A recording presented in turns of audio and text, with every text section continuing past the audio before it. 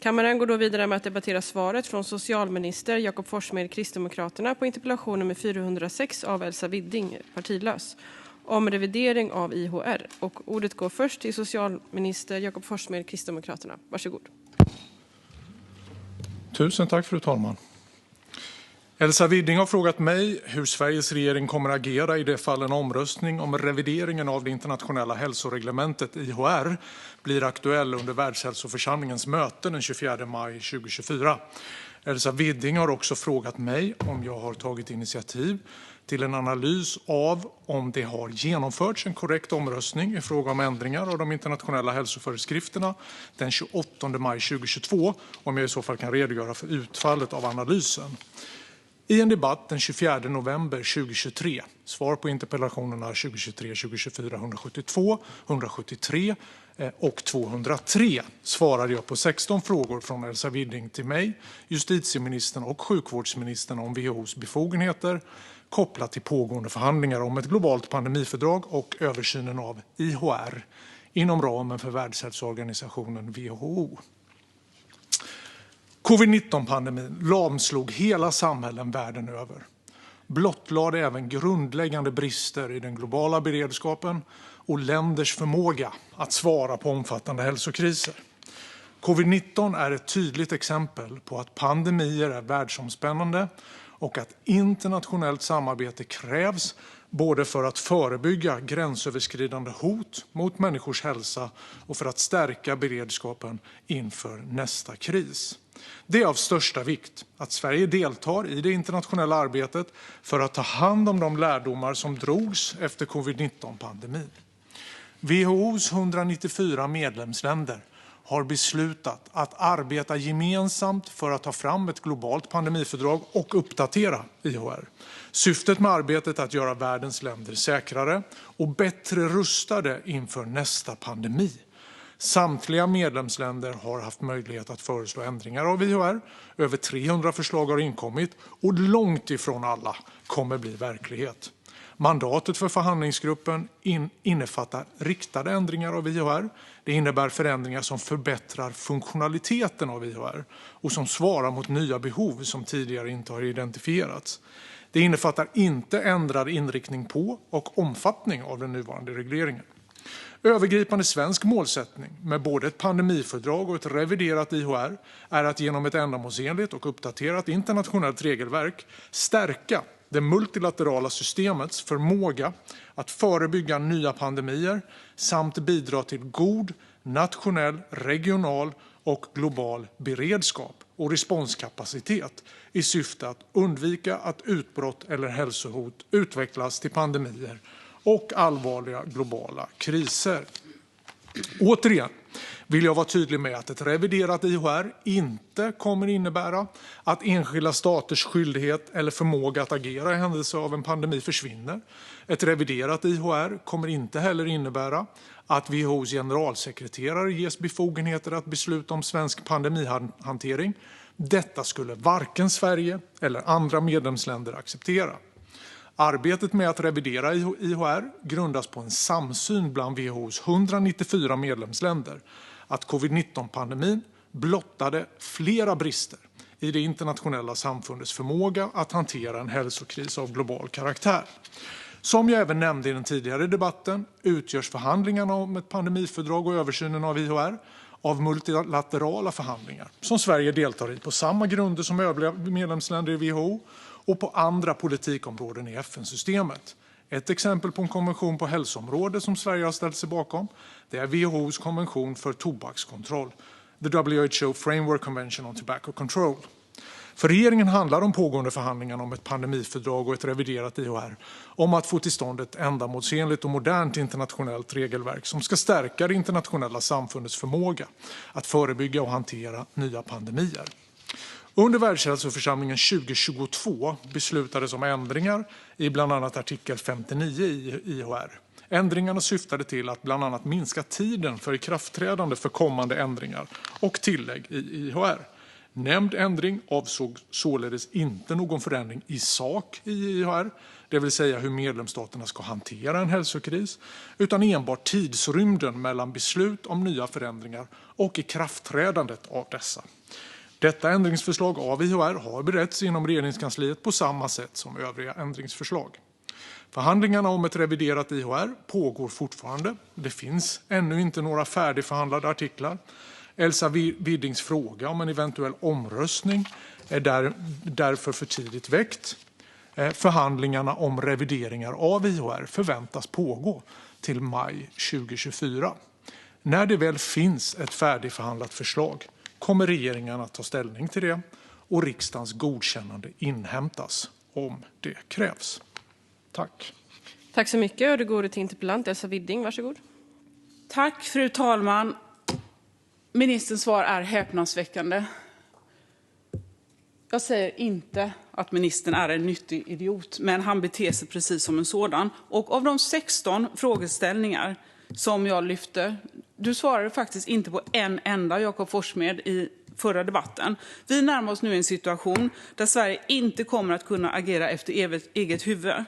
Vi närmar oss en situation där allt fler människor dör till följd av vaccinationerna och till följd av ett korrupt världshälsoorganisation. Vi måste få stopp på det här. Regeringen går i sömnen rakt in i en katastrof. Vi talar om en uppifrån och ner-strategi för global folkhälsa som är inskriven i internationell rätt.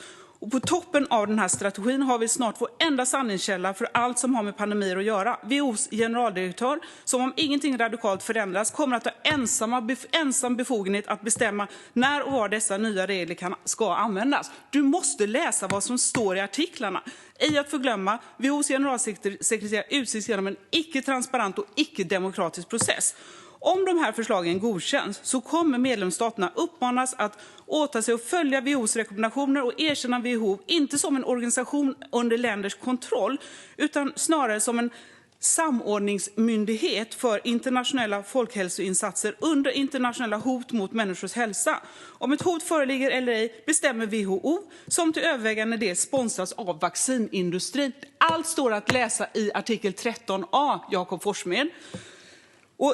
Jakob Forssmed pratar om lärdomar och att delta i det internationella arbetet. Självklart bra att ta lärdomar av covid-19-pandemin. Det var ju också därför som jag åkte till Stavanger, den berömda konferensen, dit olika professorer och advokater åkte för att diskutera exakt det här. Lärdomar och hur vi undviker att göra samma fel igen. Det finns inget skäl till att WHO:s rekommendationer ska vara legalt bindande.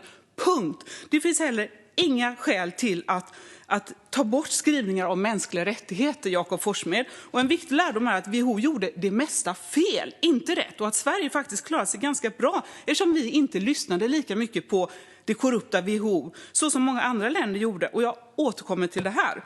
Och vi vet nu dessutom vad det var som drev den här pandemin. Det var PCR-testerna och ingenting annat. Och det kan vi ta en separat interpellation om. Sverige ska delta i internationellt arbete, säger Jakob Forssmed. Självklart ska vi göra det, men det betyder inte att vi måste förplikta oss till legalt bindande krav. Och alla konstitutionella skydd för svenskars rättigheter och nationens suveränitet under pandemi bortfaller med IHR om förslagen går igenom. Och förstår då ministern varför det är så angeläget att vi får se de här förslagen innan omröstning? Har ministern reflekterat över att majoriteten av FNs medlemsstater är hel- eller halvdiktaturer och vilka implikationer det här kan få för slutresultatet som du nu tycker att vi inte ens ska behöva läsa? Ministern pratar om en förbättrad funktionalitet av IHR som svarar mot nya behov som tidigare inte har identifierats. Man menar alltså att världens diktaturer och politiskt diskutabla länder ska få besluta om att Sveriges suveränitet och författning ska potentiellt få sättas ur spel genom att sådana stater beslutat om regler gällande möjliga pandemier. Hur tänker regeringen? Tänker ni överhuvudtaget? Ministern påstår återigen att WHO:s generalsekreterare inte ges befogenhet att besluta om svensk pandemihantering. Det här skulle varken Sverige eller andra medlemsstater acceptera. Fru talman, ska vi inte kunna utgå från att Jakob Forssmed åtminstone är läskunnig? I så fall så rekommenderar jag att han läser de artiklar som jag hänvisar till i min fråga. Att generalsekreteraren inte skulle ges ökade befogenheter måste vara någonting som ministern har hört från Tedros Ghebreyesus själv. Ni vet, han som blev anmäld till tribunal i Haag för folkmord för inte speciellt länge sedan. Han påstås ha varit... Ja, tack. Tack, och då vill jag påminna ledamoten att vi inte ska använda förolämpande omdömen och uttryck här i kammaren, och vi tilltalar ministern med statsråd och namn och inte med du. Då ger jag ordet till statsråd Jakob Forssmed, Kristdemokraterna. Varsågod. Tack fru talman. Tack ledamoten för interpellationen. Det ger tillfälle att lägga vissa saker till rätta. Jag inledde ju med att förklara att alla de ändringsförslag som har skickats in, det är alltså förslag som har skickats in och som har publicerats för alla att se. Jag har läst dem.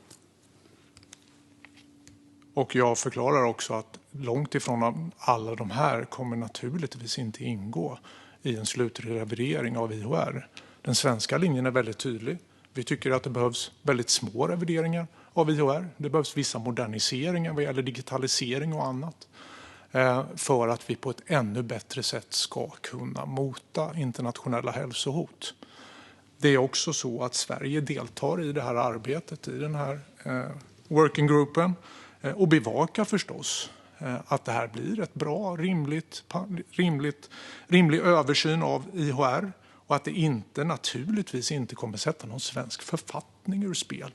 Vi har ju redan implementerat IHR i svensk lagstiftning. Tycker ledamoten Elsa Winning att det är fel att vi har implementerat IHR?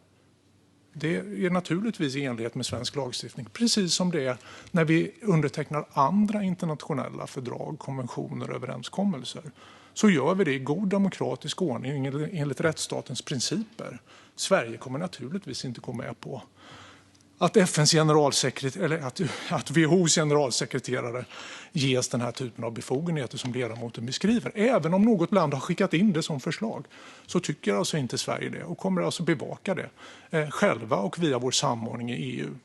Det är en självklarhet. Däremot så är det viktigt att länder rapporterar, att man är tydlig, att man är transparent när det gäller olika typer av internationella hälsohot. Det var ju ett av problemen med pandemin, att man inte var det. Jag delar Elsa Widdings frustration över att det finns diktaturer i världen. Men vi har det system vi har med FN, där länder är med oavsett så att säga statsskick. Sen har vi demokratiskt skick. Och sen har vi andra organisationer där demokratier samverkar på ett bra sätt. Det tycker jag är bra att vi också gör det inom OECD och EU på olika sätt. Men jag tycker det är rimligt att också diktaturer deltar och rapporterar, har en transparens och förbereder sig för att hantera pandemier. Det är ju helt nödvändigt för att vi ska klara den här typen av hot. Att vi får information, att vi kan förbereda oss, att man vidtar åtgärder för att begränsa smittspridning på olika sätt så att inte människor dör. Det här handlar ju om att skydda liv och hälsa. Precis som vacciner handlar om att skydda liv och hälsa. Och det är någonting som naturligtvis är väldigt viktigt att vi fortsätter samarbeta kring. Det finns också saker när vi förhandlar, nu handlar interpellationen om IHR, men det finns ju också ett pandemifördrag som förhandlas parallellt. Antibiotikaresistensfrågan till exempel. Det är ju viktigt att vi också samarbetar mer kring den typen av frågor i världen. För det riskerar den svenska sjukvårdens kapacitet i framtiden om vi inte kan hejda den här typen av multiresistenta utbrott och att vi har fungerande antibiotika som möter detta. Det är också en dimension för Sverige som är viktig i de förhandlingarna. Så att vi får information, så att vi gemensamt förbereder oss och så att vi faktiskt kan säkra svensk sjukvård framöver. Och då krävs det också att andra länder gör insatser, både för att begränsa smittspridning, att förbereda sig för pandemier, informera, se till att vi hjälps åt med att sprida information så att vi på bästa sätt kan möta detta. Det handlar inte om att sätta någon svensk författning ur spel, att göra WHO till någon slags världsstyrande organisation när det gäller pandemihantering. Detta är inte aktuellt. Tack. Tack så mycket. Det går det till interpellant Elsa Widding. Varsågod. Tack fru talman. Statsrådet har missuppfattat. Det 300 ändringsförslag som statsrådet pratar om kom 2022 på hösten. Sverige ställde sig bakom EUs. Det var Tjeckien som kom med de här, för Tjeckien var då ordförandeland. De är inarbetade i förslaget som kom i februari 2023 och det är det sista förslaget vi har sett. Så är det. Tyvärr. Så vad är det Sverige då gör? Ingenting åt precis de här artiklarna som de nu ser ut. Det är väldigt viktigt faktiskt. Covid-19-pandemin blottar flera brister i det internationella samfundets förmåga att hantera en hälsokris av global karaktär, säger statsrådet. Vi vet nu ganska väl att vaccinationskampanjen inte var en försvarbar och rimlig åtgärd i intresse av folkhälsa. Kampanjen borde avvisas redan när det stod klart att biverkningar och dödsfallen var av en aldrig tidigare skådat slag. Inte minst stod detta klart när Pfizers data lämnar ut den data som man ville hålla hemlig i 75 år, Jakob Forssmed. WHO som finansieras av vaccinindustrin är en katastrof som envisas med att rekommendera vacciner, alltså en genterapi som dödar. Här kan du sen få Pfizers data om du vill ägna lite tid åt den. Hur kan man vara socialminister eller hälsominister utan att bekymras över att överdödligheten rusade rakt upp när vaccinationskampanjen började? Titta på statistiken, Jakob Forssmed. Gå in på World in Data. Upp mot 20% i flera länder med hög vaccinationsgrad. Jag tror att Finland toppar på 40%.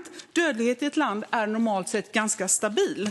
Och jag utgår från att statsrådet känner till skillnaden på process 1 och process 2 för framtagande av syntetiskt mRNA, där det lilla m står för modified RNA. Vi känner nu till att lipid-nanopartiklarna penetrerar alla kroppens organ och konsekvenserna av det här känner vi också. Du vet säkert att i process 1 den testade man på en stor population, 40 000 personer. Men sen när det här skulle ut till alla världens länder och i miljarddoser, då körde man en annan process där man inte då rensade upp DNA-resterna med det här enzymet. Och det är det som gör att vaccinerna idag är kontaminerade till stor del. Och förutom cancerfallen så har vi då problem med de kardiovaskulära sjukdomarna som ökat snabbt. Och trots denna katastrofala utveckling så rycker statsrådet på axlarna. Jakob Forssmed tillåter vaccination av små barn med ett vaccin som är helt otestat och som inte hjälper mot ett virus som har muterat vidare. Det är ganska groteskt tycker jag. Statsrådet tycker att det är bra att barn får en spruta med en genterapi där det är stor risk att innehållet är kontaminerat. Vi har alla vetenskapliga studier som krävs för att kunna konstatera detta. Med ett vaccin som är allt annat än säkert och effektivt. Ändå ska en person som varit anmäld till tribunalen i Haag för medhjälp till folkmord få fria händer att stänga ner en hel värld och utlösa pandemi för vilket litet nytt influensavirus som helst. Han jobbar för vaccinindustrin. Varför lyssnar vi på honom istället för på vetenskapen? Alltså vill vi göra fel? Har ministern ens funderat på varför cancerfallen ökar dramatiskt även bland yngre åldersgrupper? Har statsrådet, studerat till exempel åldersgruppen 15-44 år? Säkert inte, men det har ett antal prominenta cancerforskare och professorer och bland annat den främsta i Storbritannien, Dr. Angus Dalgleish, och ett stort antal professorer. Och jag kan citera en av dem. Först såg jag blodpropparna, sen såg jag blodcancer, leukemi och lymfom. Nu ser jag det solida problemet cancer i en takt som jag aldrig har sett. Patienter som varit stabila efter cancerfria 1, 2, 5 eller 10 år har nu fått tillbaka sin cancer. Det är tillbaka med besked och den svarar inte på traditionella terapier. Jag tror att vi blir allt fler som inser att det är precis på det här sättet. Och hade statsrådet kommit till mitt seminarium så hade du fått träffa många överläkare som arbetar kliniskt idag och som ser det här i sin vardag. Tack. Tack så mycket. Jag vill återigen bara påminna att inte använda du, men istället statsråd eller minister. Eftersom vi då har socialminister Jakob Forssmed, Kristdemokraterna, här. Varsågod.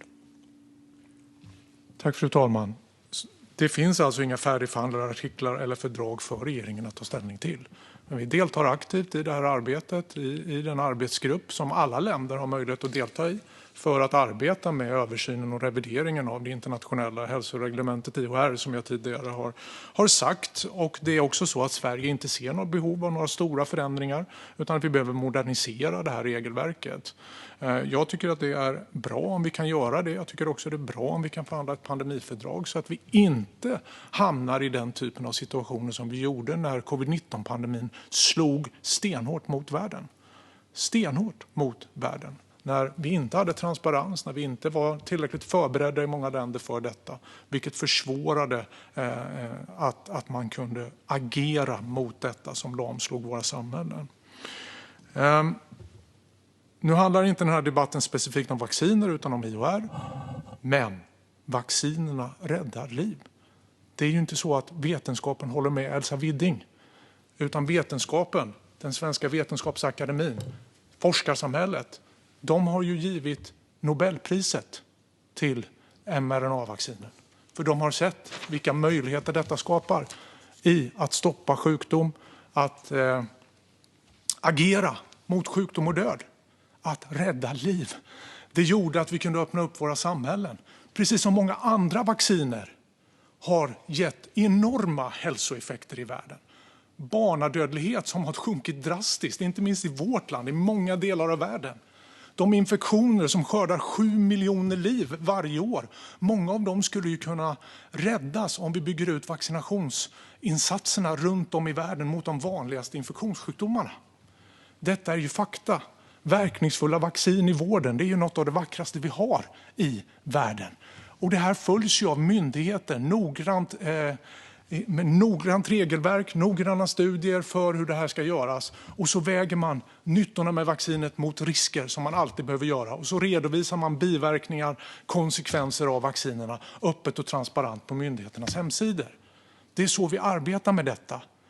Vetenskapsbaserat, forskningsbaserat, men också där vi ser att de här har enormt stora och bra effekter för våra samhällen. Det är inte så att vaccin är biverkningsfria, men det är ju så att vaccinerna, när de är godkända, då har man tydligt vägt nyttan mot risker och kommit fram till, vilket ju också de här senaste vaccinen visar, att det räddar liv. Vi fick ju studier senast förra veckan hur vaccinerade gravida, hur positivt det har påverkat dem under pandemin och deras barn. Så att det kommer studier hela tiden också som bekräftar detta. Men min poäng är återigen att det finns inte färdigförhandlade artiklar. Jag har varit tydlig med vad Sveriges linje är i de här förhandlingarna. Att det inte handlar om att göra någonting som strider mot svensk författning. Utan vi på precis samma sätt som när det gäller andra internationella konventioner så ska vi naturligtvis se till att vi får ett så bra ändamålsenligt regelverk som möjligt. Utan att göra våld på svenska intressen. Och det är också så att Sverige alltid, när som helst, har möjligheten att lämna den här typen av överenskommelser och avtal. Det ingår också i detta. För Sverige bestämmer själva över vår egen framtid förstås. Fråga då till Elsa Widding. Sverige har ju då implementerat det internationella hälsoreglementet i vår lagstiftning sedan många år tillbaka. Är det fel? Tack så mycket. Då går det till interpellant Elsa Widding för ett slutanförande. Varsågod. Tack fru talman. Det är inte fel att implementera IHR, men det är ju självklart då viktigt att se till hur IHR ser ut såklart. Och det är det den här frågan handlar om.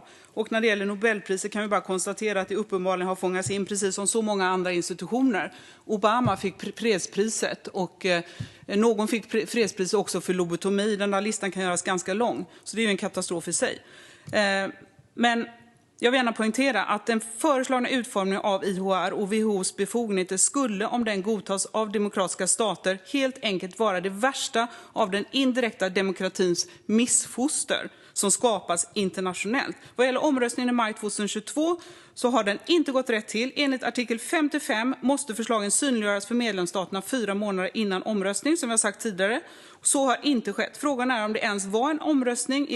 I ett brev till WHO har 12 ledamöter från Europaparlamentet lyft just den här frågan. Vi har även inspelningar för mötet att titta på. Att frågan skulle beretts i regeringen låter väldigt märkligt eftersom den förkortade ratificeringstiden var något som man kom på ganska plötsligt.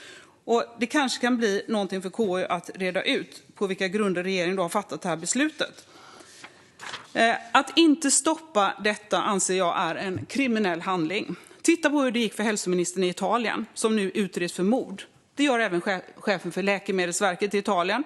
Har du, Jakob Forssmed, funderat på när det blir din tur? När kommer du att utredas för mord? Statsrådet.